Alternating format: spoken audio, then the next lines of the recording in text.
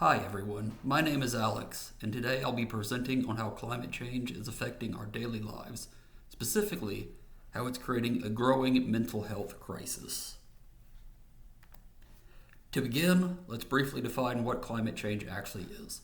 Climate change refers to long-term shifts in global temperature and weather patterns, largely caused by human activities, especially the burning of fossil fuels like coal, oil, and gas. This releases greenhouse gases such as carbon dioxide into the atmosphere, which trap heat and cause the planet to warm. As a result, we're seeing rising global temperatures, melting ice caps, more frequent extreme weather events, and shifting ecosystems. But the effects don't stop there. Climate change is more than just an environmental problem. It's a deeply human one. It shapes how we live, what we pay for basic necessities, and even how we feel, both physically and mentally. From deadly wildfires in Canada to record-breaking heat waves in Europe and widespread droughts affecting food supply, climate change is already disrupting daily life in profound ways. But beyond the physical destruction and financial pressure, there's a subtler, more personal impact unfolding. The emotional and psychological toll of living in a world that feels increasingly unstable and threatened by environmental collapse. In my research paper, I explored three key ways that climate change disrupts daily life. It increases the frequency and severity of natural disasters, it causes climate-driven inflation, raising the cost of living, and it contributes to a growing mental health crisis, especially in the form of eco-anxiety. While all of these effects are serious and interconnected, I chose to focus this presentation on the mental health aspect because I believe it is the most overlooked consequence of climate change. Let's start with what eco-anxiety actually is. According to Kasia et al., eco-anxiety is a growing form of psychological distress that is increasingly prevalent among people who perceive climate change as an immediate threat to their future. Eco-anxiety is more than just worry. It is a chronic fear that our planet is in crisis and that no one is doing enough to stop it. This fear can lead to sleeplessness, panic, sadness, and even feelings of hopelessness. And because it's based on very real issues like floods, wildfires, and political inaction, it's not something that you can just turn off. Young people are especially vulnerable. Many of us grew up with news about climate disasters and warnings of ecological collapse. That constant exposure can have a deep emotional impact. Legar Goods et al. Explains that children exposed to climate disasters often show increased rates of anxiety, depression, and PTSD. Even for those who haven't experienced disaster firsthand, just learning about the future risk can create feelings of dread and despair.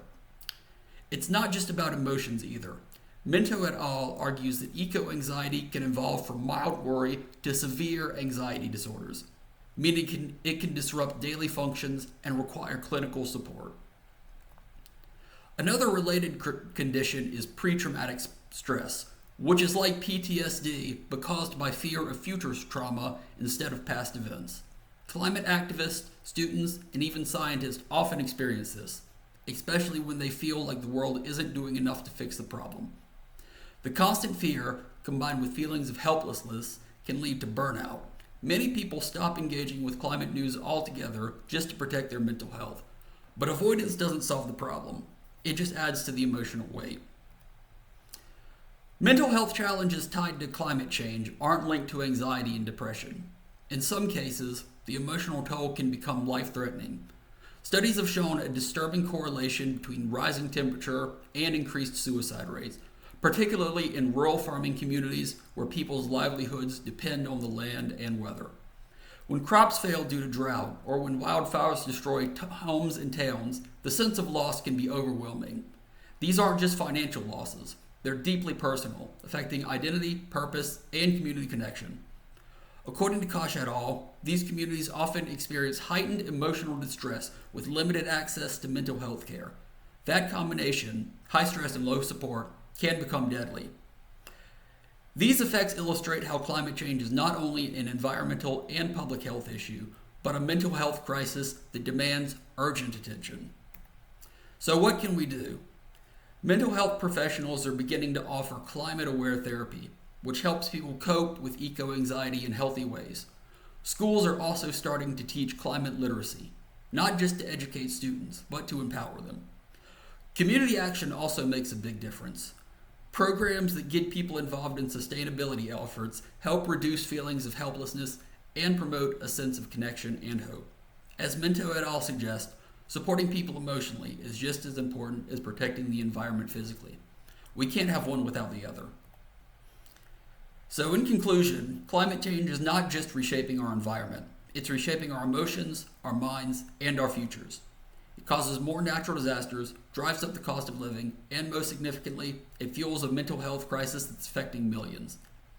If we want to respond to climate change effectively, we need to look beyond just science and policy. We need compassion, mental health support, and a willingness to acknowledge the emotional cost of this crisis. Thank you for listening.